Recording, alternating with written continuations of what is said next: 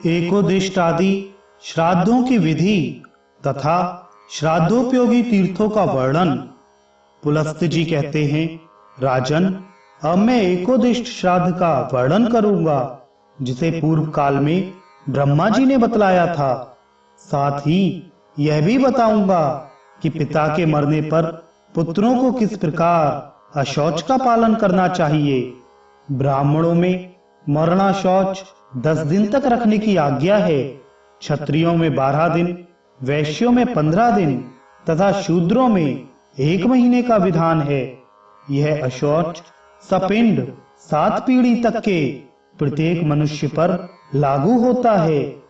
यदि किसी बालक की मृत्यु चूड़ाकरण के पहले हो जाए तो उसका शौच 1 रात का कहा गया है। उसके बाद उपानयन के पहले 3 रात तक अशौच रहता है।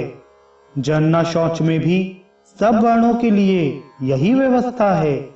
अस्थि संचयन के बाद अशौचग्रस्त पुरुष के शरीर का स्पर्श किया जा सकता है। प्रेत के लिए 12 दिनों तक प्रतिदिन पिंडदान करना चाहिए, क्योंकि वह उसके लिए पाथेय है। इसलिए उसे पाकर प्रेत को बड़ी प्रसन्नता होती है। द्वादशाह के बाद ही प्रेत को यमपुरी में ले जाया जाता है। तब तक वह घर पर ही रहता है। अतः 10 रात तक प्रतिदिन उसके लिए आकाश में दूध देना चाहिए।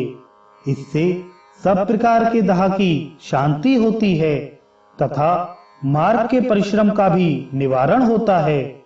दशा के बाद 11वें दिन जब तक कि सूतक निवृत्त हो जाता है, अपने गोत्र के 11 ब्राह्मणों को ही बुलाकर भोजन कराना चाहिए। अशौच की समाप्ति के दूसरे दिन एकोदिष्ट श्राद्ध करें। इसमें ना तो आवाहन होता है, ना अग्नि में हवन, विश्व देवों का पूजन आदि भी नहीं होता। एक ही पवित्री, एक ही अर्ध और एक ही पिंड देने का विधान है। अर्ध और पिंड आदि देते समय प्रेत का नाम लेकर तुम्हें प्राप्त हो ऐसा कहना चाहिए। तत्पश्चात तिल और जल छोड़ना चाहिए। अपने किए हुए दान का जल ब्राह्मण के हाथ में देना चाहिए तथा विसर्जन के समय अभिर्मयताम कहना चाहिए। शेष कार्य अन्य श्राद्धों की ही भांति जानना चाहिए। उस दिन विधि पूर्वक शय्यादान, फल वस्त्र समन्वित कांचन पुरुष की पूजा तथा द्विज दंपत्ति का पूजन भी करना आवश्यक है। एकादशाह श्राद्ध में कभी भोजन नहीं करना चाहिए।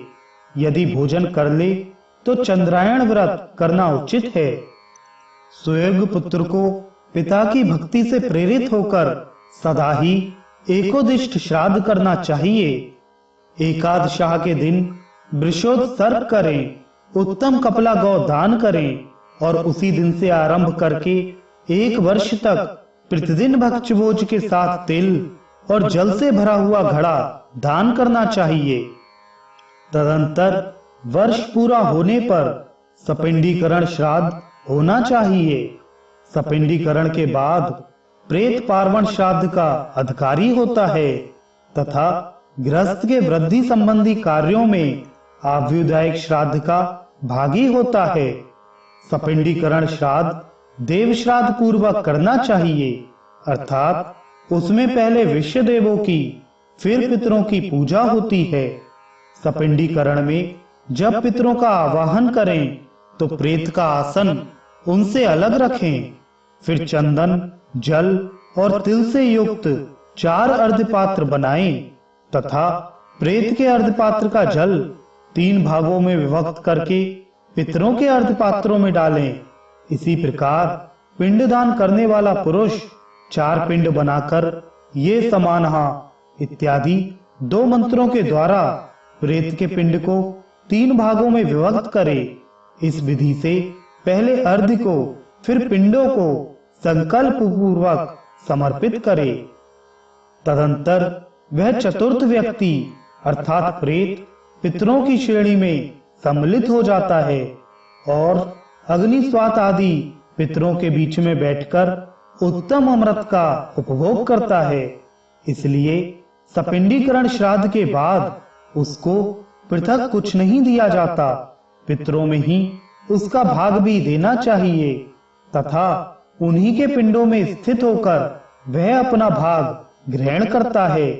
तब से लेकर जब जब संक्रांति और ग्रहण आदि पर्व आए तब तब 3 पिंडों का ही श्राद्ध करना चाहिए।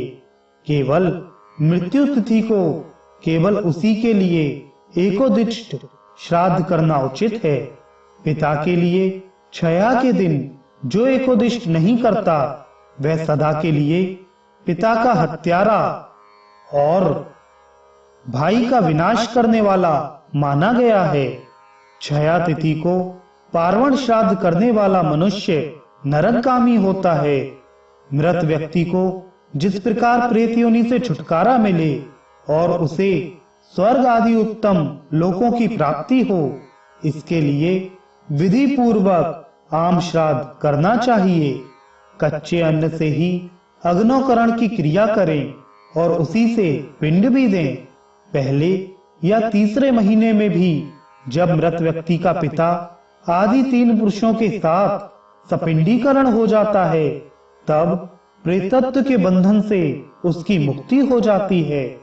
मुक्त होने पर उससे लेकर 3 पीढ़ी तक के पितर सपिंड कहलाते हैं तथा चौथा सपिंड की श्रेणी से निकलकर लेप भागी हो जाता है।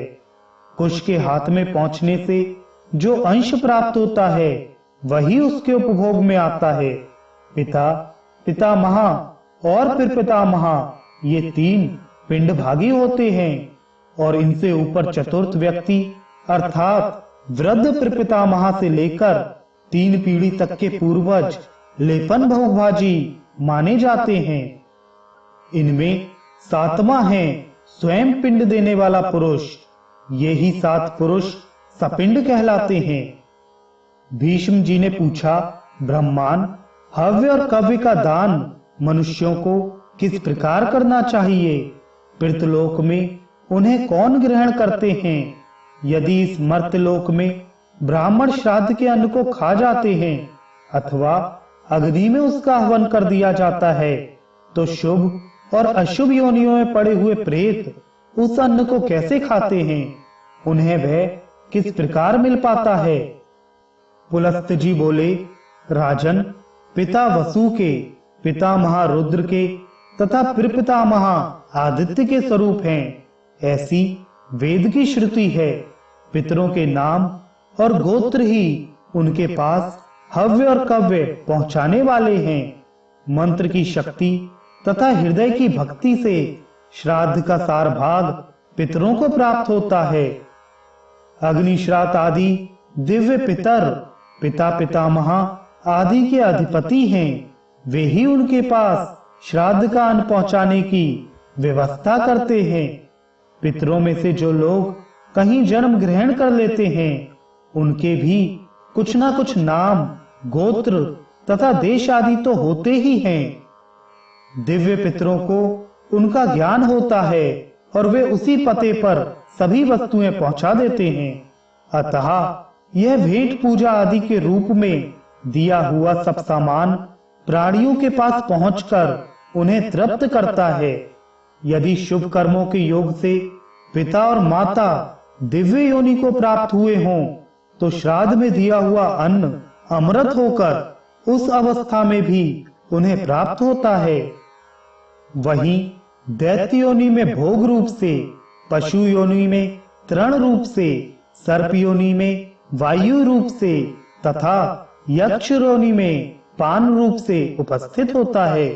इसी प्रकार यदि माता पिता मनुष्य योनि में हो तो उन्हें अन्न पान आदि अनेक रूपों में श्राद्धान्न की प्राप्ति होती है।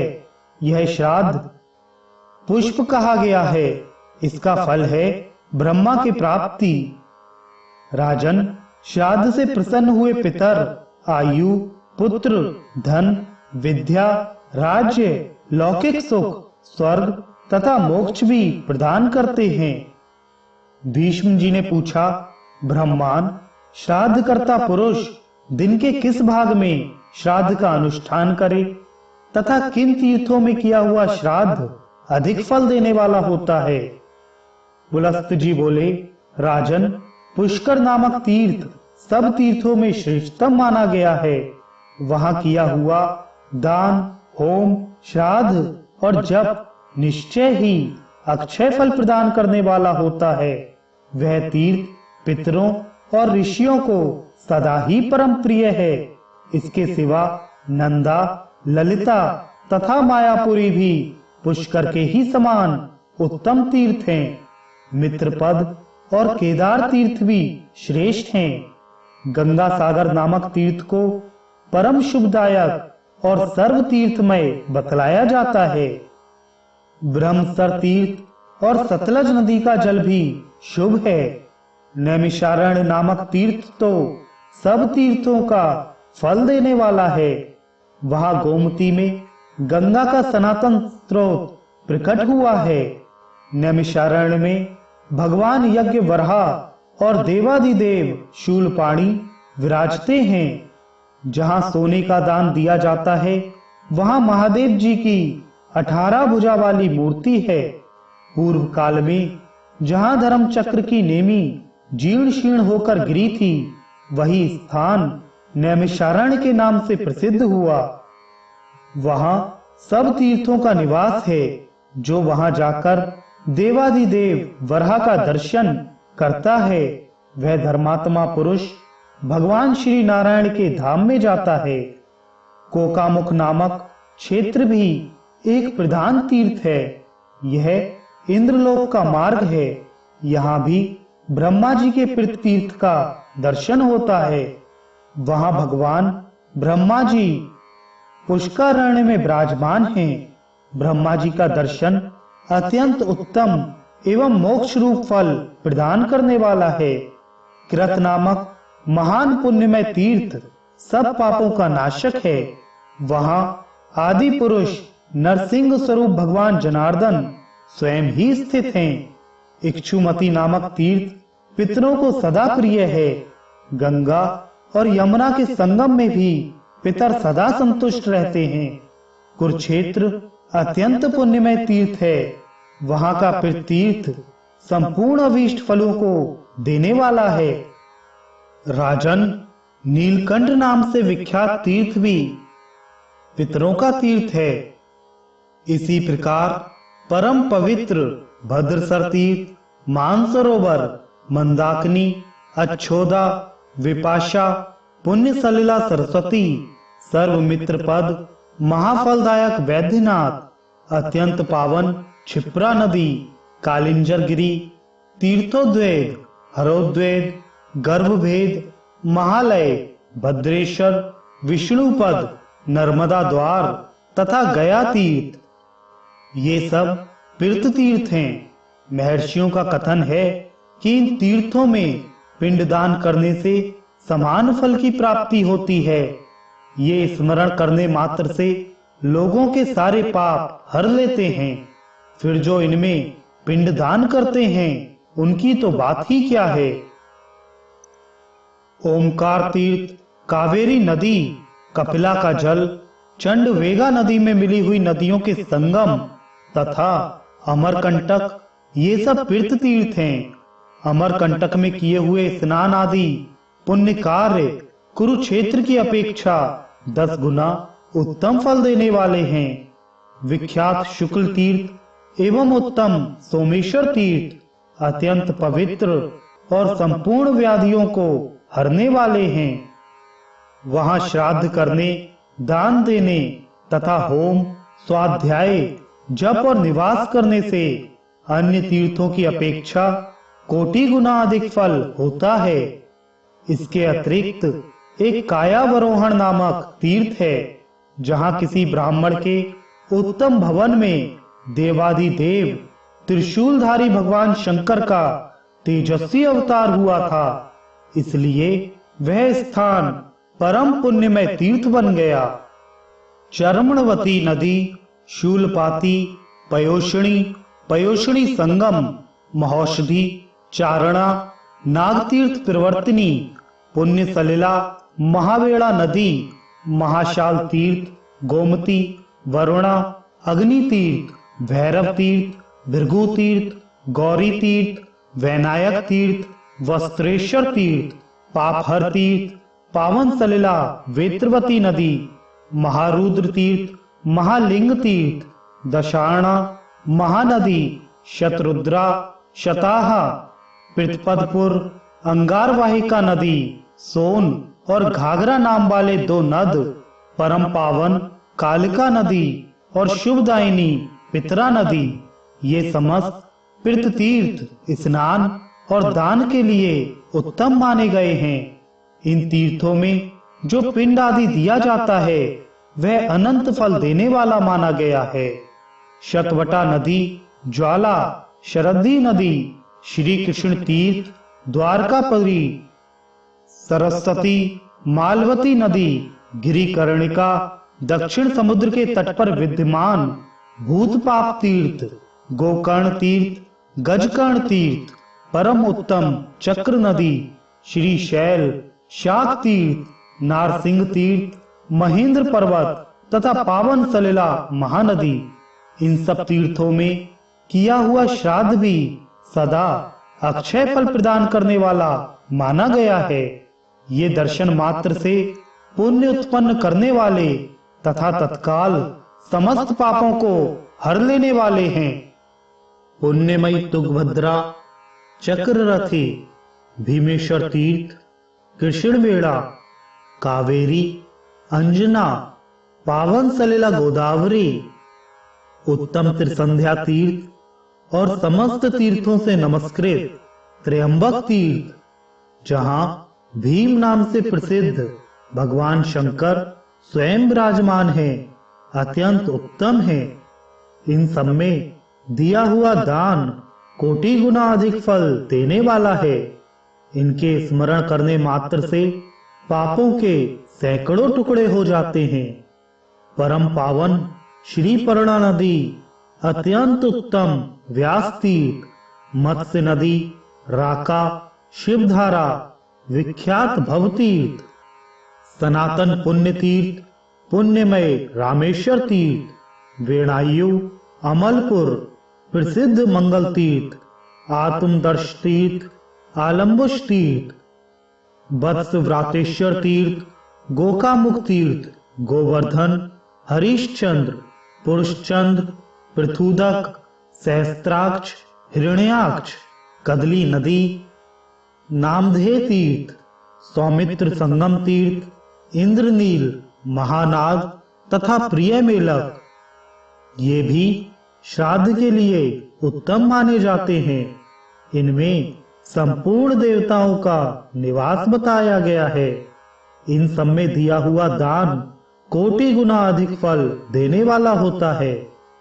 पावन नदी बाहुदा, शुभकारी सिद्धवट, पाशुपत तीर्थ, पर्यटिका नदी, इन सब में किया हुआ श्राद्ध भी 100 करोड़ गुना फल देता है। इसी प्रकार पंचतीर्थ और गोदावरी नदी भी पवित्र तीर्थ है। गोदावरी दक्षिण वाहिनी नदी है। उसके तट पर हजारों शिवलिंग है।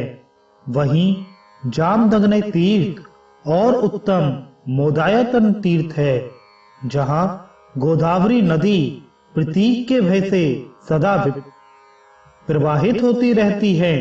इसके सिवा हव्य कव्य नाम का तीर्थ भी है।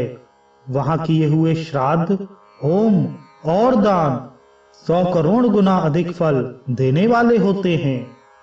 सहस्त्रलिंग और राघेश्वर नामक तीर्थ का महात्म्य भी ऐसा ही है। वहां किया हुआ श्राद्ध अनंत गुना फल देता है। शालग्राम तीर्थ, प्रसिद्ध सोनपत तीर्थ, वैश्य नाराशय तीर्थ, सारस्वत तीर्थ, स्वामी तीर्थ, मलंदरा नदी, पुण्य सलिला कौशिकी, चंद्रका, विदर्भा, वेगा, प्रांगमुखा, कावेरी, उत्तरांगा और जालंधगिरी, इन तीर्थों में किया हुआ श्राद्ध अक्षय हो जाता है।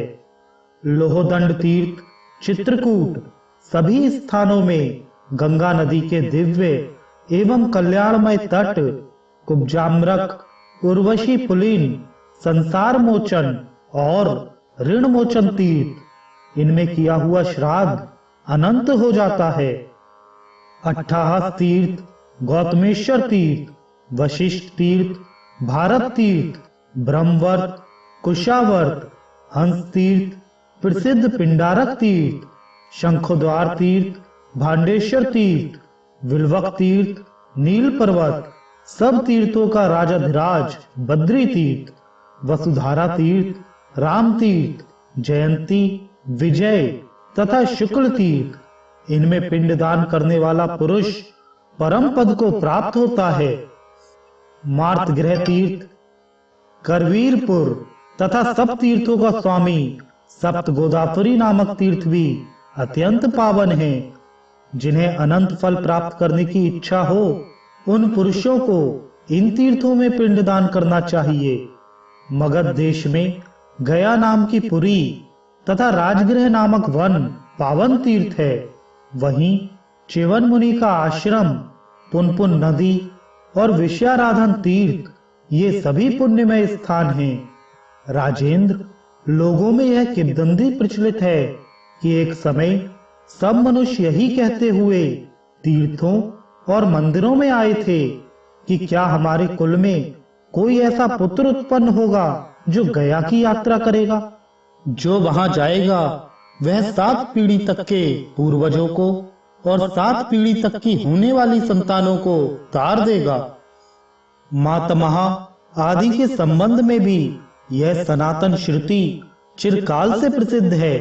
वे कहते हैं, क्या हमारे वंश में एक भी ऐसा पुत्र होगा जो अपने पितरों की हड्डियों को ले जाकर गंगा में डाले, 7-8 तिलों से भी जलांजलि दे तथा पुष्करारण्य, नैमिषारण्य और धर्मारण्य में पहुंचकर भक्ति पूर्वक श्राद्ध एवं पिंडदान करे। गया क्षेत्र के भीतर जो धर्मप्रष्ट, ब्रह्मसर तथा गया शीश वट नामक तीर्थों में पितरों को पिंडदान किया जाता है, वह अक्षय होता है। जो घर पर श्राद्ध करके गया तीर्थ की यात्रा करता है, वह मार्ग में पैर रखते ही नरक में पड़े हुए पितरों को तुरंत स्वर्ग में पहुंचा देता है। उसके कुल में कोई प्रेत नहीं होता। गया में पिंडदान के प्रभाव से प्रेतत्व से छुटकारा मिल जाता है। एक मुनि थे जो अपने दोनों हाथों के अग्रभाग में भरा हुआ ताम्र पत्र लेकर आमों की जड़ों में पानी देते थे। इससे आमों की सिंचाई भी होती थी और उनके पितर भी तृप्त होते थे। इस प्रकार एक ही क्रिया से 2 प्रयोजनों की सिद्धि करने वाली हुई। गया में पिंडदान से बढ़कर दूसरा कोई दान नहीं है, क्योंकि वहां एक ही पिंड देने से पितर तृप्त होकर मोक्ष को प्राप्त होते हैं। कोई कोई मुनीश्वर अन्नदान को श्रेष्ठ बतलाते हैं और कोई वस्त्र दान को उत्तम कहते हैं। वस्तुतः गया के उत्तम तीर्थों में मनुष्य जो कुछ भी दान करते हैं वह धर्म का हेतु और श्रेष्ठ कहा गया है। यह तीर्थों का संग्रह मैंने संक्षेप में बतलाया है। विस्तार से तो इसे बृहस्पति जी भी नहीं कह सकते, फिर मनुष्य की तो बात ही क्या है। सत्य तीर्थ है, दया तीर्थ है और इंद्रियों का निग्रह भी तीर्थ है। मनोनिग्रह को भी तीर्थ कहा गया है। सवेरे 3 मुहूर्त 6 घड़ी तक प्रातः काल रहता है। उसके बाद 3 मुहूर्त तक मध्याह्न होता है। उसके बाद उतने ही समय तक अपराह्न रहता है। फिर 3 मुहूर्त तक सायाह्न होता है। सायाह्न काल में श्राद्ध नहीं करना चाहिए, क्योंकि वह राक्षसी वेला है, अतः सभी कर्मों के लिए निंदित है। दिन के 15 मुहूर्त बतलाए गए हैं। उनमें 8वां मुहूर्त जो दोपहर के बाद पड़ता है कुतप कहलाता है। उस समय से धीरे धीरे सूर्य का ताप मंद पड़ता जाता है। वह अनंत फल देने वाला काल है। उसी में श्राद्ध का आरंभ उत्तम माना जाता है। खड़ग पात्र, कुतप, नेपाल देशीय कंबल, स्वर्ण, कुश, तिल तथा 8वां दौहित्र, ये कुत्सित अर्थात पाप को संताप देने वाले हैं। इसलिए इन 8 को कुतब कहते हैं। कुतब मुहूर्त के बाद 4 मुहूर्त तक अर्थात कुल 5 मुहूर्त सौधावाचन के लिए उत्तम काल है। कुश और काले तिल भगवान श्री विष्णु के शरीर से उत्पन्न हुए हैं। मनीषी पुरुषों ने श्राद्ध का लक्षण और काल इसी प्रकार बताया है। तीर्थवासियों को तीर्थ के जल में प्रवेश करके पितरों के लिए तिल और जल की अंजलि देनी चाहिए। एक हाथ में कुश लेकर घर में श्राद्ध करना चाहिए। यह तीर्थ श्राद्ध का विवरण पुण्यदायक, पवित्र, आयु बढ़ाने वाला तथा समस्त पापों का निवारण करने वाला है।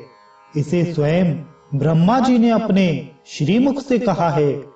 तीर्थ निवासियों को श्राद्ध के समय इस अध्याय का पाठ करना चाहिए। यह सब पापों की शांति का साधन और दरिद्रता का नाशक है।